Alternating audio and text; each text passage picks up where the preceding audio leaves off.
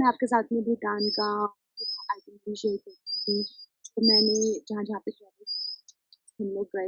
तो सबसे पहले तो हम लोग जब फुनशिलांग के अंदर गए, फुनशिलांग के अंदर हम लोगों ने इमिग्रेशन वगैरह का सब कराया। क्योंकि हम सेम डे हैदराबाद से मॉर्निंग के अंदर सिलीगुड़ी ट्रैवल किए, सिलीगुड़ी से जयगांव ट्रैवल किए 4 आवर्स और फिर हम जयगांव से फुनशिलांग तो जस्ट सेंटर ही है 2 मिनट्स वॉक, वो हमने किया। फिर फुनशिलोंग के अंदर हम लोगों ने सामान-वामान रखा। तब तो हम अपने घर से ही पराठे-वराठे लाए थे, वो सब हमने एक जगह पे रुक के रास्ते में खाए और उसके बाद में फिर फुनशिलांग हमने फुनशिलांग की एक मार्केट छोड़ दिया, ठीक है? उस मार्केट के अंदर सब हमारा इमिग्रेशन सब कुछ होने के बाद में, अब हम लोगों के साथ क्या है कि हम लोग प्योर वेजिटेरियन हैं। प्योर वेज भी हम इस तरह के प्योर वेजिटेरियन हैं कि हम इस तरह की जगह पे खाना खाना चाहते हैं जहाँ पे नॉनवेज बनता ही नहीं है। तो हमारे ये सब जो नखरे हैं वो फुनशिलांग तक तो पूरे हुए क्योंकि क्योंकि जो जयगांव और फुनशिलोंग है वो आपस में भिड़े हुए हैं, इंडिया और भूटान दोनों का मिक्स है वहाँ पे, तो वहाँ पे ईजिली अवेलेबल था। वहाँ पे दिल्ली के मद्रास ओवन बोल के एक जो रेस्टोरेंट है, उस रेस्टोरेंट के अंदर हम लोगों ने खाना खाया और वो बहुत ही सही था यार, यहाँ पे प्राइसेज़ भी बहुत ज़्यादा रीज़नेबल है, ऐसे बहुत ज़्यादा डिफरेंट नहीं है। हम लोग 7 पीपल हैं और हमारा हमारा एवरेज 1200 1500 मैक्सिमम 2000 बिल आता है, ठीक है खाने का। तो फिर इतने लोगों के अंदर तो सही है, हैदराबाद में तो 3-4 लोगों का इतना आ जाता है। यहाँ पे रेट्स भी रीज़नेबल हैं, तो हम लोगों ने वहाँ पे चाय और छोले-भटूरे और इस तरीके से कुछ-कुछ मतलब हम लोगों ने खाया और उसके बाद में हम लोगों ने वहाँ पे लोकल मार्केट जो है वो घूमा। इतनी ज़्यादा ब्यूटीफुल और हैप्पी से लोग हैं यहाँ पे। मैं आपको सच बताऊँ तो आपको ग्रीनरी वगैरह तो दिखेगी ही। इसके अलावा फुनचुलांग के अंदर हमें जो जैसे हम जिसकी शॉप पे गए, वहाँ की जो ऑनर थी वो ऐसे म्यूज़िक पे डांस की जा रही थी, एक पब्लिक प्लेस के अंदर कुछ सिंगर्स थे वो गाना बजा रहे थे तो वो डांस की जा रही थी अपनी मस्ती के अंदर। जैसे जो कहते हैं कि happiest people in the world है यहाँ पे, तो ऐसा लगा सब आपको स्माइल करेंगे, बहुत ही अच्छे से आपके साथ में बिहेव करेंगे, तो आपको बहुत ही अच्छा लगता है। तो फिर उसके बाद में थोड़ा बहुत टाइम स्पेंड किया, वहाँ की लोकल बियर के बारे में जाना जो कि गॉट मिल्क से बनी हुई थी। वहाँ पे गॉट मिल्क का काफ़ी ज़्यादा यूज़ होता है और वहाँ पे जो चाय है समहाउ उसका टेस्ट भी काफ़ी बेटर होता है। जैसे इंडिया में हमें टी अच्छी लगी तो वैसे ही हमें भूटान साइड के अंदर भी टी अच्छी लगी थी। फुनशुलोंग भूटान का एक छोटा सा सिटी है, एक छोटा सा लोकल मार्केट था। उस मार्केट के अंदर थोड़ा बहुत हम लोगों ने जब खाया पिया उसके बाद में फिर हम अपने होटल के अंदर चले गए। तो होटल में तो हमें सिर्फ रात को रुकना ही था, तो ये कोई बहुत ही ज़्यादा फैंसी होटल नहीं था, लकी होटल इसका नाम था और एकदम सिंपल सा होटल था। लेकिन फैसिलिटी सारी थी इस होटल के अंदर, जैसे कि गर्म पानी था, एसी था। तो जो बेसिक फैसिलिटीज़ एक होटल के अंदर होती है हम लोग उम्मीद करते हैं वो सारी फैसिलिटीज़ इसके अंदर थी और काफ़ी रीज़नेबल भी था। होटल वगैरह भी सब कुछ वहाँ पे गाइड ही प्रोवाइड कराते हैं, सब आपको गाइड पहले ही बता देते हैं, आपको सेलेक्ट करना होता है। रात को ही तो सोना था, सुबह-सुबह तो हमें ट्रैवल ही करना था। तो फिर हम जाके वहाँ पे सो गए, मूवी के अंदर उन्होंने हमें ब्रेकफ़ास्ट सर्व किया, ब्रेकफ़ास्ट के ऑप्शन लिए थे। उसके बाद में फिर ब्रेकफ़ास्ट ठीक खा लिया था हमने, ठीक है। उसके बाद में फिर हम लोग वहाँ से निकल पड़े थिम्पू के लिए। ठीक है, फुनचुलांग में तो इतना ही है, ऐसे कोई साइट सीइंग वगैरह नहीं है।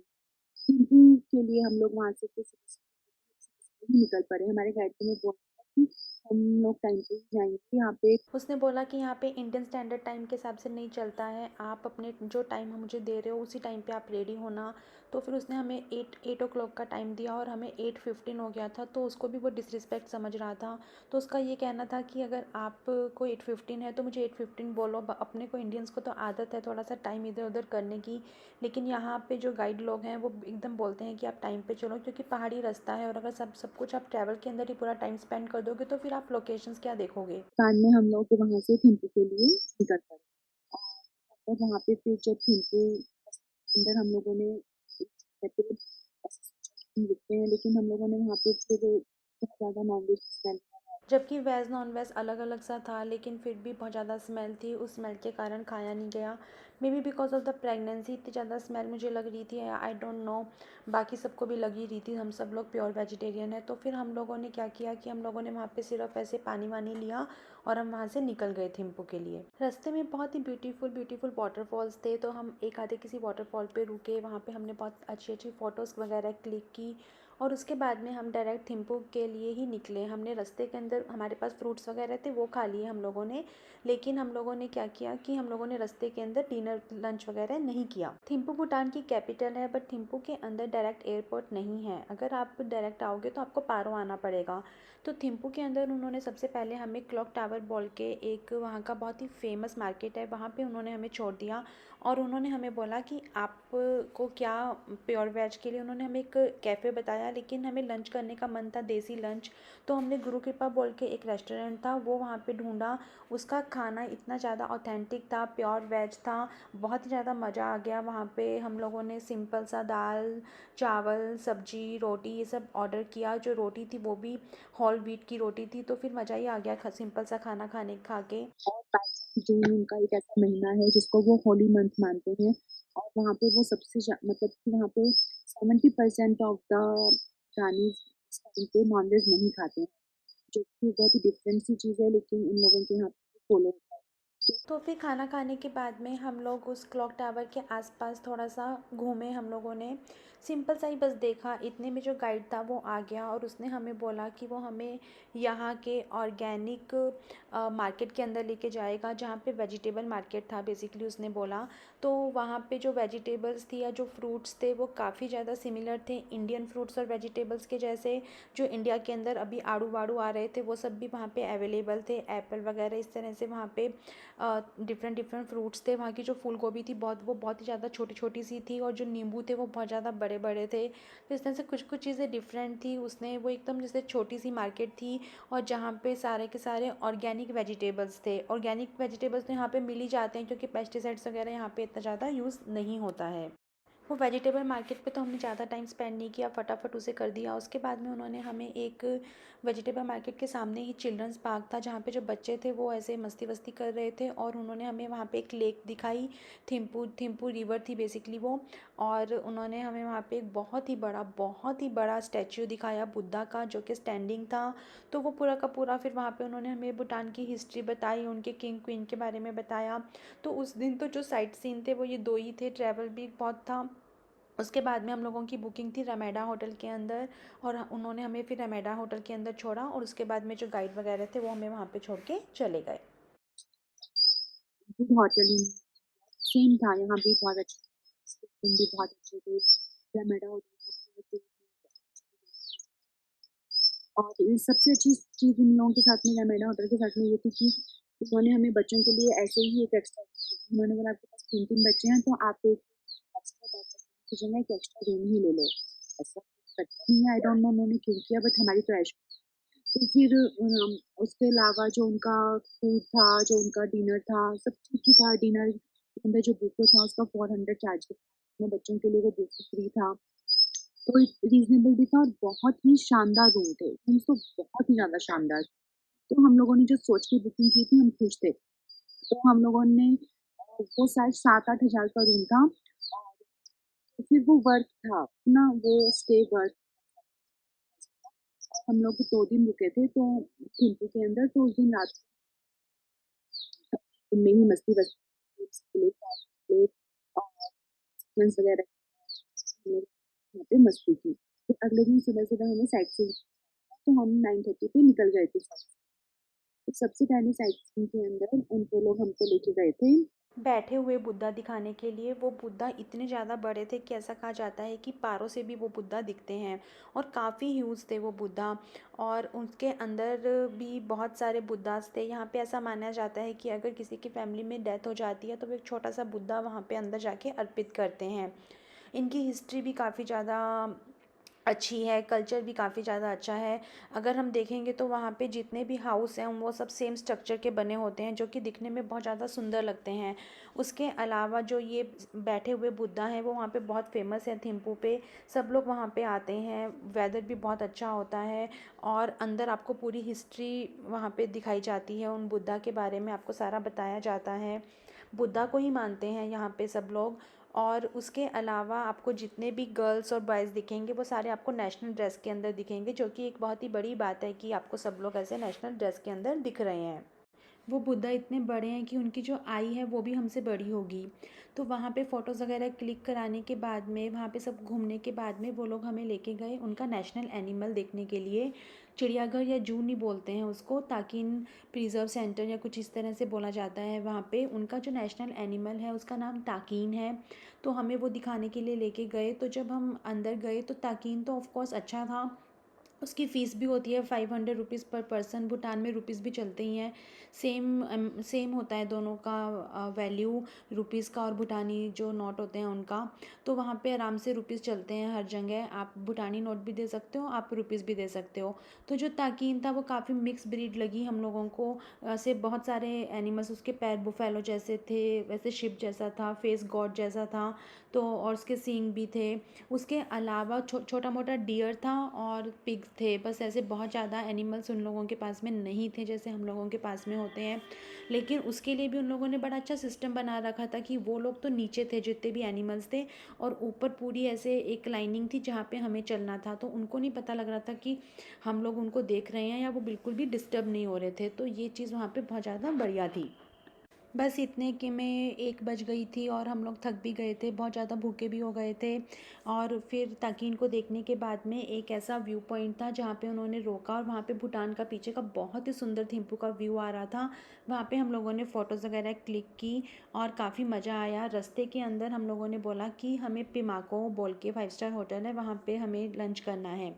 तो हम लोग फिर वहाँ पे जा रहे थे, तो रास्ते में उन्होंने हमें किंग का घर दिखाया जहाँ पे किंग रहता है, क्योंकि किंग थिम्पू में रहते हैं।